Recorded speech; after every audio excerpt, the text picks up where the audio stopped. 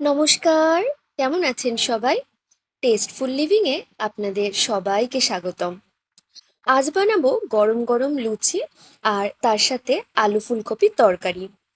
রবিবার রবিবার মানেই তো সপ্তাহের শেষে, ক্লান্তি শেষে আমরা একটু আমাদের প্রিয়জনদের সাথে একটা দিন নিজেদের মতন সময় কাটাবো। আর তার সাথে যদি একটুখানি জলখাবারটা অন্যরকম হয়, তাহলে তো সোনায় সোহাগা, কি বলেন?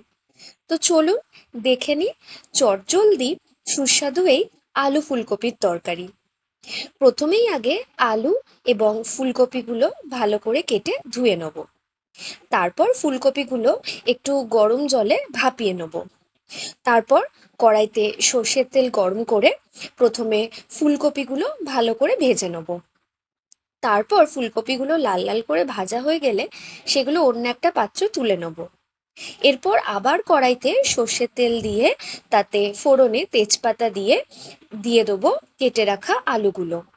আলুগুলো যখন লাল লাল করে ভাজা হয়ে যাবে, তখন আগে থেকে বানানো পেস্ট, তার মধ্যে আছে টমেটো পেস্ট, 2 চামচ আদা বাটা, 1 চামচ লঙ্কা গুঁড়ো, 1.5 চামচ হলুদ গুঁড়ো, আর 1 চামচ জিরে গুঁড়ো, আর এর সাথে সামান্য একটু কাশ্মীরি লঙ্কা গুঁড়ো দিয়ে কড়ার মধ্যে ভালো করে ওই পেস্টটা দিয়ে ভালো করে কষিয়ে নেব।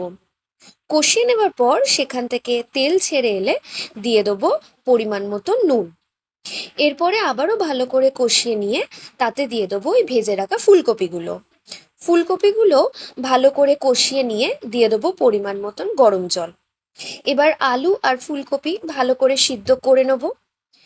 তারপরে ঝোল ফুটে উঠলে দিয়ে দেবো পরিমাণ মতন গরম মশলা। এখানে যেহেতু আমরা এটা সকালে লুচির সাথে করছি, তাই বেশি ঝোল রাখবো না। আপনারা চাইলে এটা ভাতের সাথেও খেতে পারেন, তাতে ঝোলের পরিমাণটা একটু বেশি রেখে দেবেন।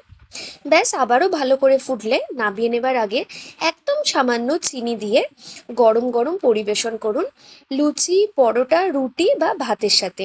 ভিডিওটা ভালো লাগলে একটা লাইক করে দেবেন।